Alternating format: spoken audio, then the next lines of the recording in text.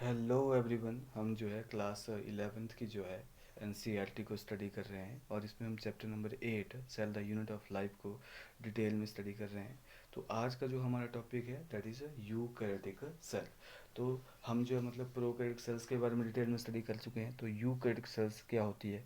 अब देखो यहाँ पे जो है यूकैरियोटिक सेल्स कहाँ कहाँ आती है। आपके प्रोटिस्टा हमने सिंगल सेल यूकैरियोट्स जिसको हमने किंगडम क्लासीफाई किया था, प्लांटी किंगडम में, एनिमल किंगडम में और फंजाई किंगडम जो होते हैं, ये चारों के चारों किंगडम जो होते हैं ये कैसे होते हैं, यूकैरियोटिक इन नेचर होते हैं।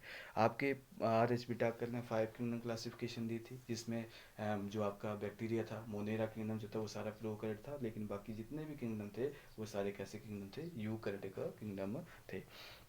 तो इन यूकैरियोटिक सेल्स में क्या होता है, यहाँ पे एक्सटेंसिव कंपार्टमेंटलाइजेशन होती है साइटोप्लाज्म की। क्यों?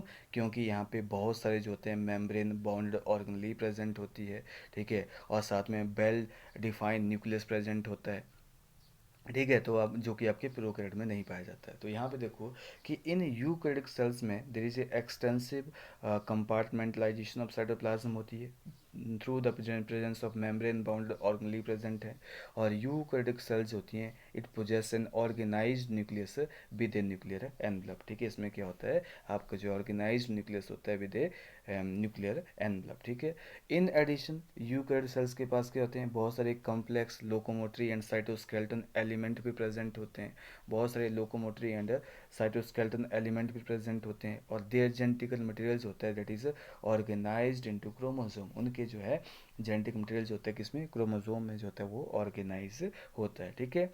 लेकिन सारे के सारे यूकैरियोट्स होते हैं वो आइडेंटिकल नहीं होते, सारे के सारे यूकैरियोटिक सेल्स होते हैं दे आर नॉट आइडेंटिकल। जैसे प्लांट सेल और एनिमल सेल को ही देख लो, तो उनमें क्या होता है कि प्लांट सेल में तो एक तो सेल वॉल प्रेजेंट होती है, तो cell wall is the contrasting feature of the plant cell, ठीक है। और सेल वॉल किसकी बनी होती है, आपकी जो मतलब सेल्लोज की बनी होती है, हेमिसेल्लोज की बनी होती है, क्या पैक्टिन की बनी होती है। लेकिन एनिमल सेल्स में क्या होता है, आपकी जो सेल वॉल जो होती है एब्सेंट होती है। वैसे ही अगर हम फंगल सेल को स्टडी करें तो उसमें भी सेल वॉल प्रेजेंट होती है, लेकिन वो काइटिन की बनी होती है। Chitin the second most abundant polysaccharide है हमारे स्पेयर में, बायोस्फीयर में सेकंड मोस्ट अबंडेंट पॉलीसेकेराइड है। तो वही चीज़ है उसमें उस तरीके की बनी होती है। तो प्लांट के पास क्या होता है, नंबर वन एक तो सेल वॉल प्रेजेंट होती है, क्लोरोप्लास्ट या प्लास्टिड प्रेजेंट होते हैं, ठीक है, और सेंट्रियोल क्या होते हैं, एब्सेंट होते हैं। एनिमल सेल्स में क्या होते हैं, सेल वॉल एब्सेंट होती है, प्लास्टिड हमारे केस में होती नहीं है। उसके बाद जो है मतलब आपके सेंट्रियोल्स होते हैं वो क्या होते हैं, सेंट्रोजोम्स होते हैं वो क्या होते हैं, प्रेजेंट होते हैं। एक सेंट्रोजोम में दो सेंट्रियोल जो होते हैं प्रेजेंट होते हैं, जो कि 90 डिग्री एंगल पर क्या होते हैं, सिचुएटेड होते हैं, ठीक है। ये हम पढ़ेंगे जब हम माइटोसिस और मियोसिस स्टडी करेंगे। तो प्लांट एंड एनिमल सेल्स होते हैं are different as for plant के पास क्या होते हैं, सेल वॉल प्रेजेंट होती है, प्लास्टिड प्रेजेंट होते हैं, और प्लांट के पास लार्ज सेंट्रल वैक्यूल्स होता है वो प्रेजेंट होता है, जो कि एनिमल्स में क्या होते हैं, तीनों क्या होते हैं, एबसेंट होते हैं। सेल वॉल भी नहीं है, प्लास्टिड भी नहीं है, और सेंट्रल वैक्यूल भी क्या होता है, बहुत ही स्मॉल साइज का होता है और नेग्लिजिबल साइज का होता है। On the other hand animal cell के पास क्या होते हैं, सेंट्रोजोम होते हैं या सेंट्रियोल्स होते हैं, जो कि हमारे प्लांट सेल में क्या होते हैं, अब्सेंट होते हैं। देख सकते हैं this is the plant cell, आपका डायग्राम दे रखा है प्लांट सेल में, सेम वैसे ही, लेकिन इसमें वैक्यूल देख लो, सेल वॉल देख लो, ठीक है, और आपके क्लोरोप्लास्ट देख लो, बाकी चीज़ तो सेम ही होगी। यहाँ पे सेल वॉल नहीं है, वैक्यूल भी नहीं है, उसके बाद जो आपका क्या बोलते हैं, यहाँ पे जो है मतलब प्लास्टिड भी नहीं है, ठीक है, लेकिन सेंट्रियोल्स होते हैं यहाँ पे प्रेजेंट है, सेंट्रियोल्स होते हैं यहाँ पे प्रेजेंट है। आप देख सकते हैं यहाँ पे सेंट्रियोल्स होते हैं वो क्या होते हैं, प्रेजेंट हैं, ठीक है। सेंट्रियोल्स होते हैं यहाँ पे प्रेजेंट है, दिस आर द सेंट्रियोल जो कि प्रेजेंट होते हैं हमारे एनिमल सेल में। अब हम क्या करेंगे, यूकैरियोटिक सेल्स को डिटेल में स्टडी करेंगे। पहले हम क्या करेंगे, ऐसे सेल मेम्ब्रेन को स्टडी करेंगे कि सेल मेम्ब्रेन कैसे बनी होती है, फिर हम सेल वॉल को स्टडी करेंगे, फिर हम साइटोप्लाज्म में बहुत सारे मेम्ब्रेन बाउंडेड ऑर्गेनेलिज होंगे, उनको वन बाय वन क्या करेंगे, स्टडी करेंगे, ठीक है। और उसके बाद हम न्यूक्लियस को स्टडी करेंगे, और फिर डीएनए आरएनए के बारे में थोड़ा बहुत जानेंगे। तो ये सारा हम यूकैरियोटिक सेल्स के बारे में ही जानेंगे, ठीक है। अब देखो यहाँ पे सबसे पहले यहाँ पे सेल मेम्ब्रेन के बारे में स्टडी करते हैं, जो कि आपके यूकैरियोटिक सेल्स में किस तरह की बनी होती है, डिटेल में स्टडी करेंगे। बोले कि डिटेल स्ट्रक्चर ऑफ मेम्ब्रेन जो होता है, ठीक है, वो कैसे स्टडी किया, जब हमें इलेक्ट्रॉन माइक्रोस्कोप के बारे में डिटेल में स्टडी मतलब जब हमें इलेक्ट्रॉन माइक्रोस्कोप को स्टडी किया, ठीक है, डिस्कवर किया, जैसे मैक्स नॉल और अर्नस्ट रस्का ने जब उसको डिस्कवर किया, तो उसके बाद ही पॉसिबल हो पाया कि आपकी सेल मेम्ब्रेन को स्टडी किया जाए, ठीक है। Meanwhile chemical study on the cell membrane, ठीक है, किसके ऊपर की गई, आपके आरबीसी के ऊपर की गई, ठीक है। especially in the human red blood cell, enable the scientists to deduce the possible structure of a plasma membrane. हमने फिर प्लाज्मा मेम्ब्रेन का जो डिटेल में स्ट्रक्चर मतलब स्टडी किया, ठीक है। इन्होंने क्या बोला कि जो हमारी प्लाज्मा मेम्ब्रेन होती है, जो सेल मेम्ब्रेन होती है, वो मेनली किसकी बनी होती है? जो सेल मेम्ब्रेन होती है वो किसकी बनी होती है? वो हमारी लिपिड और प्रोटीन की बनी होती है, ठीक है। लिपिड और प्रोटीन की बनी होती है। याद रखना कि जो हमारी सेल मेम्ब्रेन किसकी बनी होती है, इसमें क्या होता है, लिपिड भी होता है और प्रोटीन भी होता है। लिपिड कौन सा है? मेजर लिपिड जो होगा वो कौन सा है? फॉस्फोलिपिड होता है, जो कि बाइलेयर की फॉर्म में क्या होते हैं? अरेंज होते हैं। बाइलेयर की फॉर्म में क्या होते हैं? अरेंज होते हैं। आप ऐसे देख सकते हैं डायग्राम में। तो आपके जो है लिपिड जो है यहाँ पे प्रेजेंट है, ठीक है। लिपिड जो आपके प्रेजेंट है, ये लिपिड जो होते हैं बाइलेयर में प्रेजेंट है। अगर इसको बनाना चाहूँ तो हम कैसे बनाते हैं? अगर इसको मैं बनाना चाहूँ तो यहाँ पे लिपिड जो होते हैं वो क्या होते हैं? बाइलेयर की फॉर्म में क्या होते हैं? वो प्रेजेंट होते हैं। तो लिपिड जो कैसे हैं? वो बाइलेयर की फॉर्म में जो होते हैं वो प्रेजेंट होते हैं। याद रखना ये चीज़। लिपिड कौन से? फॉस्फोलिपिड सबसे ज़्यादा हैं, ठीक है। और वो कैसे हैं? बाइलेयर की फॉर्म में क्या होते हैं? वो प्रेजेंट होते हैं, ठीक है। उसके बाद आल्सो द लिपिड्स होते हैं, they are arranged within the membrane with the polar head toward the outer side and hydrophobic tail toward the inner side, ठीक है। जैसे अगर मैं यहाँ पे बनाना चाहूँ तो this is called as the polar head, जो कि आउटसाइड होता है, और टेल जो होती है वो कहाँ होती है? वो इन साइड की तरफ होगी। तो आप देख सकते हैं this is called as the polar head, ठीक है। ये क्या है? ये पोलर हेड है। दिस इज पोलर हेड, जो क्या है? जो बाहर की तरफ डायरेक्टेड है। और ये दोनों क्या है? ये टेल है, जो कि इनवार्ड क्या है? डायरेक्टेड है। ये आपने याद रखना कि लिपिड किसका बना है? सबसे मैक्सिमम किसका बना होता है? आपका फॉस्फोलिपिड का बना है। और इसमें क्या होता है? पोलर हेड जो होते हैं they are situated outward, and जो पोलर टेल्स होती हैं वो क्या होती हैं? इनर पार्ट की ओर लाई करती हैं। तो ऑल्सो द लिपिड्स होते हैं they are arranged in bilayer की फॉर्म में, ठीक है। Membrane, polar head toward the outer side, and hydrophobic जो टेल होगी, हाइड्रोफोबिक टेल जो होती है toward inner side. This ensure that कि नॉन पोलर जो टेल है ऑफ सेचुरेटेड हाइड्रोकार्बन की बनी होती है ये, ठीक है। और is protected from the aqueous environment. और इसके साथ साथ क्या होता है? हमारे फॉस्फोलिपिड के साथ साथ क्या होते हैं? हमारी सेल मेम्ब्रेन में क्या होते हैं? कोलेस्ट्रॉल भी प्रेजेंट होते हैं। ये बीच बीच में येलो येलो बनाते हैं, ये क्या है? कोलेस्ट्रॉल जो होते हैं वो प्रेजेंट होते हैं। और कोलेस्ट्रॉल क्या करते हैं? हमारी सेल मेम्ब्रेन को एक्स्ट्रा स्टेबिलिटी जो होता है प्रोवाइड करता है। It is going to provide extra stable to हमारा मेम्ब्रेन। ये भी आपने याद रखना है, ठीक है। उसके बाद आपका लिपिड के बारे में हो गया। आपका जो है मतलब यहाँ पे जो है मतलब क्या बोलते हैं, कोलेस्ट्रॉल के बारे में हो गया। लेकिन अब बाद में क्या हो, कुछ और बायोकेमिकल इन्वेस्टिगेशन हुआ। इसमें ये रिवील किया कि हमारी सेल मेम्ब्रेन के पास क्या होता है? प्रोटीन भी होती है और कार्बोहाइड्रेट भी होते हैं। प्रोटीन भी होते हैं और कार्बोहाइड्रेट भी होते हैं। लेकिन प्रोटीन और लिपिड का जो रेशो है वो क्या करता है? डिफरेंट डिफरेंट सेल टाइप में क्या करता है? वेरी करता है। It vary in different cell type. जैसे ह्यूमन बींग्स में in membrane of the erythrocyte, erythrocyte में क्या होता है? उसमें जो होती है प्रोटीन ज़्यादा होगी, क्योंकि उसमें एक्सचेंज ऑफ गैसेज होता है, साथ साथ में जो है बहुत सारे मॉलिक्यूल भी ट्रांसपोर्ट होते रहते हैं। तो इसमें प्रोटीन जो होती है इंपॉर्टेंट रोल प्ले करती है ट्रांसपोर्ट में। तो प्रोटीन ज़्यादा होती है, 52% होती है प्रोटीन होती है। 40% जो होता है आपका क्या होता है? यहाँ पे लिपिड होता है। लेकिन आपके जैसे नर्व सेल है, जो आपके न्यूरॉन सेल है, वहाँ पे लिपिड ज़्यादा होता है, ठीक है। माइलिनेटेड न्यूरॉन जो होते हैं वहाँ पे 80% लिपिड होता है, 20% प्रोटीन होती है। तो वही चीज़ है, यहाँ पे प्रोटीन और लिपिड का जो रेशो होता है वो डिफरेंट डिफरेंट होता है। अब यहाँ पे प्रोटीन जो होती है वो दो टाइप की होती है। प्रोटीन जो होती है क्या होती है? दो टाइप की होती है। एक होती है इंटीग्रल प्रोटीन और एक होती है आपकी जो मतलब पेरीफेरल प्रोटीन, ठीक है। तो depending upon the extraction by कितनी ईजिली हम निकाल सकते हैं। जैसे मान लो कि यहाँ पे प्रोटीन प्रेजेंट है, अब यहाँ पे पेरीफेरल प्रोटीन है, उसको हम ईजिली जो होते हैं निकाल सकते हैं, एक्सट्रैक्ट कर सकते हैं। लेकिन आप इंटीग्रल प्रोटीन को ईजिली जो होते हैं निकाल नहीं सकते, सेल मेम्ब्रेन से एक्सट्रैक्ट नहीं कर सकते। तो ये क्या करती है? चैनल बनाती है, ये दोनों लिपिड बाइलेयर को पास कर जाती है और चैनल बनाती है। तो उसको हम बोलते हैं इंटरनल प्रोटीन और इंटीग्रल प्रोटीन हम बोलते हैं। तो depending on the ease of extraction membrane protein जो होती है वो उसको हम क्लासीफाई करते हैं दो टाइप की, integral protein and peripheral protein. Peripheral protein जो होती है ये सरफेस ऑफ द मेम्ब्रेन के ऊपर पाई जाती है, वाइल द इंटीग्रल प्रोटीन जो होते हैं ये या तो पार्सली या टोटली जो होती है मेम्ब्रेन के, लिपिड मेम्ब्रेन के अंदर क्या होती है? बरीड होती है। उसको हम बोलते हैं इंटीग्रल प्रोटीन हम बोलते हैं, ठीक है। तो ये क्या था मतलब आपका जो है मतलब थोड़ा सा जनरल व्यू था आपकी प्लाज्मा मेम्ब्रेन के द्वारा, ठीक है। तो यहाँ पे क्या है कि मतलब आपकी जो प्लाज्मा मेम्ब्रेन है किसकी बनी होती है, लिपिड की बनी होती है, प्रोटीन की बनी होती है। लिपिड कैसा है, बाइलेयर है। प्रोटीन जो होती है दो टाइप की है, इंटीग्रल प्रोटीन और आपकी एक्सटर्नल प्रोटीन है, और ये पेरिफेरल प्रोटीन बोलते हैं, ठीक है। और उसमें का कोलेस्ट्रॉल भी प्रेजेंट होता है। उसके बाद आपके प्लाज्मा मेम्ब्रेन को अंडरस्टैंड करने के लिए डिफरेंट मॉडल दिए गए। सबसे पहले जो आता है आपका डैनियल एंड डेप्सन मॉडल आता है। कौन सा आता है, डैनियल एंड D&D मॉडल, ठीक है। आपका जो मॉडल आता है डैनियल और डेप्सन मॉडल आता है, ठीक है, Daniel and Davson model.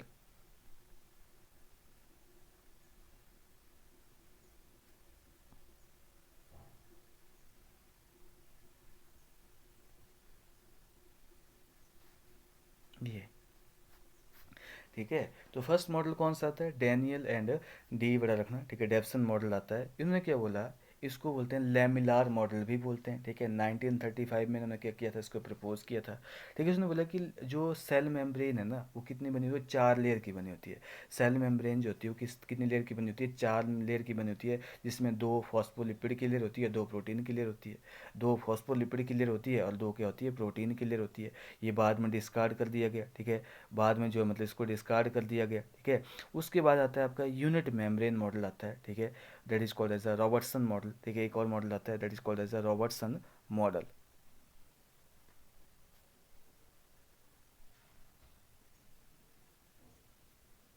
Robertson model आता है, ठीक है।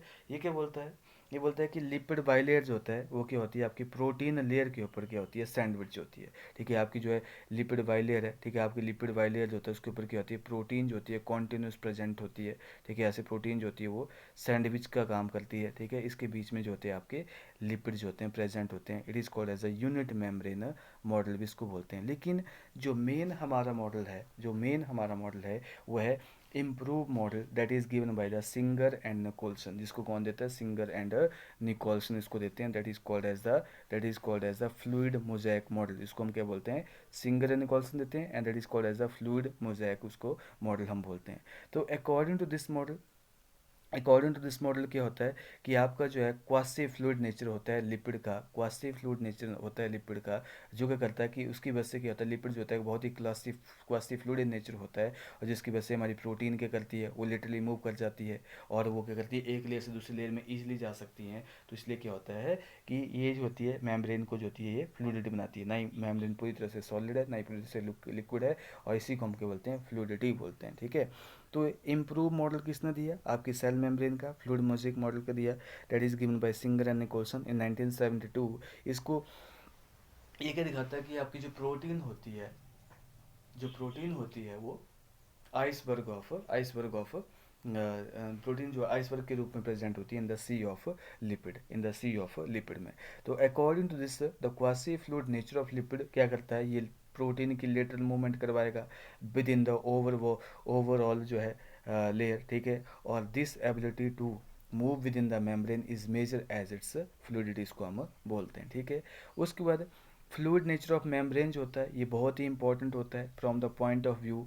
जैसे ये जो अगर मेम्ब्रेन फ्लूइड होगी तो इसके बहुत सारे क्या होते हैं, हमारे फायदे होते हैं, क्यों, क्योंकि सेल ग्रोथ में इंपॉर्टेंट रोल प्ले करता है, फॉर्मेशन ऑफ इंटरसेलुलर जंक्शन में इंपॉर्टेंट रोल प्ले करता है, सिक्रीशन में इंपॉर्टेंट रोल प्ले करता है, एंडोसाइटोसिस में इंपॉर्टेंट रोल प्ले करता है, और सेल डिवीजन में भी इंपॉर्टेंट रोल प्ले ये करता है, ठीक है।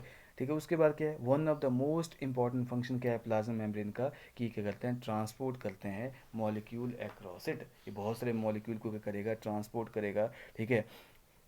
और मेम्ब्रेन जो होती है आपकी सिलेक्टिवली परमेबल होती है, ठीक है। देखो हमारे इस नेचर में 3 टाइप की मेम्ब्रेन पाई जाती है। एक होती है परमिएबल। परमिएबल मेम्ब्रेन क्या होगी, जो सॉल्यूट को भी सॉल्वेंट को भी अपने थ्रू पास करने देगी, that is called as the permeable membrane. एक होती है आपकी जो मतलब इम्परमिएबल मेम्ब्रेन, जो ना ही सॉल्यूट को पास करने देती है ना ही सॉल्वेंट को पास करती है, इसको बोलते हैं हम इम्परमिएबल मेम्ब्रेन। जैसे कि हमारी जो क्रिटिकल मेम्ब्रेन होती है, ठीक है, वो क्या होती है, जो हमारी जो लीफ में जो होती है क्रिटिकल लेयर प्रेजेंट होती है, वो क्या होती है, इम्परमिएबल मेम्ब्रेन होती है, ठीक है। और सेल वॉल तो परमिएबल होती है, सेल वॉल सॉल्यूट को भी पास करने देती है, और सेल मेम्ब्रेन को सॉल्वेंट को भी पास करने देती है। लेकिन एक होती है सेमी परमिएबल मेम्ब्रेन।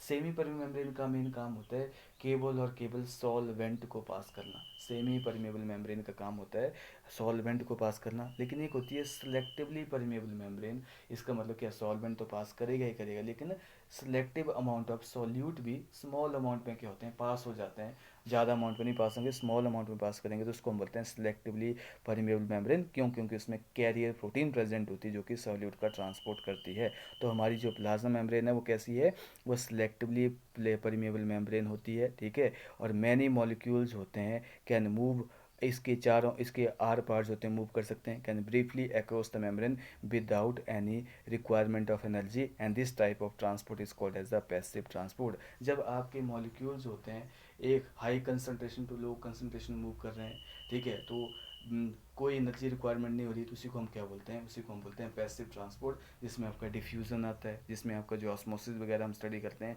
जब हम प्लांट फिलोसफी को स्टडी करते हैं, ठीक है। तो आपके पैसिव ट्रांसपोर्ट में कैसे न्यूट्रल सॉल्यूट होते हैं, जैसे ग्लूकोज हो गया, ऑक्सीजन हो गया, कार्बन डाइऑक्साइड हो गया, जिनके ऊपर कोई चार्ज नहीं होता है। तो न्यूट्रल सॉल्यूट्स जो होते हैं वो हमारे मेम्ब्रेन के आर पार्ट्स होते हैं, मूव कर सकते हैं सिंपल डिफ्यूजन की तरह according to along the concentration gradient from higher concentration to lower concentration, ठीक है। ये भी आपने याद रखना कि जैसे जो हमारे न्यूट्रल मॉलिक्यूल्स होते हैं, ठीक है, आपकी जो ट्रांसपोर्ट होती है वो दो टाइप की होती है, एक होती है पैसिव ट्रांसपोर्ट और एक होती है एक्टिव ट्रांसपोर्ट।